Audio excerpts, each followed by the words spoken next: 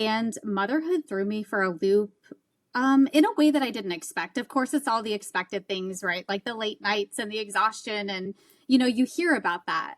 What I don't think a lot of people talk about is this identity piece. And for me, losing taking care of myself, which is something that I had always done. I had always loved fashion, loved getting dressed, saw it more as like a creative outlet versus just something I had to do in the mornings.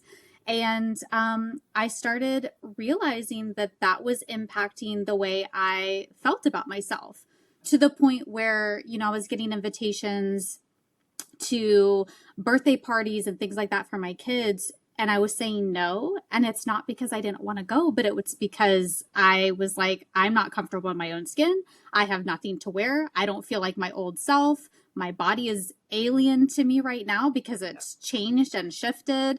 And so very slowly but surely, I started trying to reconnect with that old Sarah. And I noticed it was like two different identities. The days that I wouldn't get dressed, I wanted to say no all the time. The days I did get dressed, I was more present with my kids. I was felt better about myself. I wanted to be invited to things. I was friendlier at the grocery store. And so I really started to see like the other side of not just the creative piece, which I had always known, but the piece that connects with you emotionally and your mental well-being. Yeah, well, I think that, we can't always, we start off as kids. We talked a little bit before, like doing the fashion shows with the neighborhood kids and, doing all the, putting on the stuff and like putting stuff into, into ourselves. And then there's such a shift that happens, right? So we have our kids and all of a sudden, instead of pouring into ourselves, we're pouring into our kids and we forget about us. Right. And so, Mm-hmm. um, I get that sometimes you got to run to the store and, your hair is not in what it needs to be. But, you're right. There's just something about feeling good about yourself, knowing that your hair is clean, your clothes are clean, they're kind of put together. But not everybody is like a fashion icon like you. So what are some things that maybe that we can talk about that will help that mom who's like, look, I played softball. I was sports. I was all about like just the little shorts, doing my thing. I don't. I'm not really into fashion, but there is something about feeling better about yourself, even if you wear the shorts. So give us a couple tips.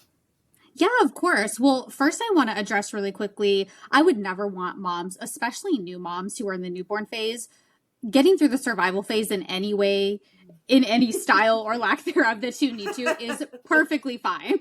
True. We've Yeah. all been there, and I would never want to pressure someone to feel like they're not doing enough when they are just already at the brink of, just jumping off a cliff, right? And Yeah. so there's that phase, and I think style should and can evolve with us in the seasons of motherhood.